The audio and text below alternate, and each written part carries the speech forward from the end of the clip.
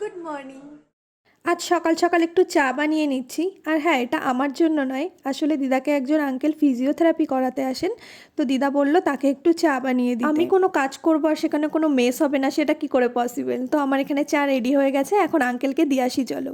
আগের দিন যেই বিটের রসটা বানিয়েছিলাম, মানে এবিসি জুসটা বানিয়েছিলাম, সেটা কিছুটা রয়ে গেছিলো, আমি ফ্রিজে রেখে দিয়েছিলাম।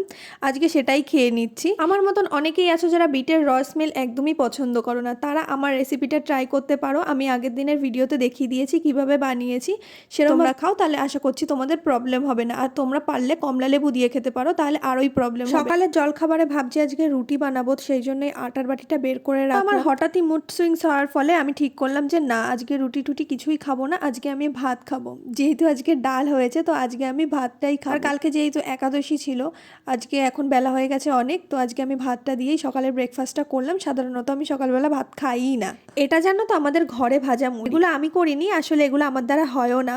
তবে পারবো না বললেও ভুল, যদি একবার দুবার করি তাহলে হয়তো পারবো, কিন্তু এটা আমি করিনি, এটা দিদাই করেছে। আর এই কাজগুলো করতে না দিদা খুব ভালোবাসে। আর এই ধরনের কাজগুলোতে না অনেক ধৈর্য লাগে আর অনেক কিছু লাগে এগুলো ভাজতেও। এর আগেও অনেকবার দিদা মুড়ি বানিয়েছে, আর সেই মুড়ি দিয়ে মোয়াও আমরা খেয়েছি।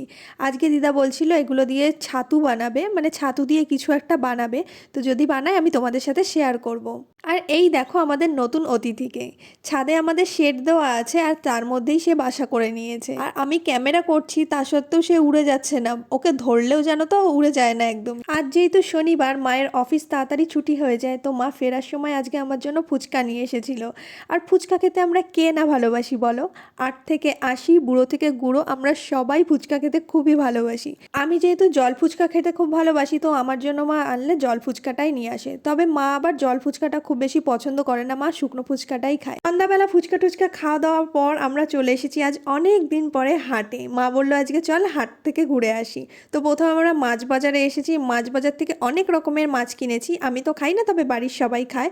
আর হাটে এত কম দামে সব পাওয়া যায় না, কি বলবো। তোমরা কারা কারা হাট থেকে বাজার করো অবশ্যই কমেন্ট করে জানি। তারপরে বাড়ি ফিরে মা বললো যে মায়ের নাকি খুব খিদে পেয়েছে, একটু ম্যাগি বানাতে। তো ম্যাগি বানিয়েছিলাম আজকে ভেজ, তো খুব টেস্টি হয়েছে খেতে। সেটা বলো।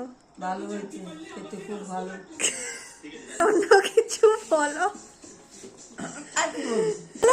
নর্মাল কথা বলো।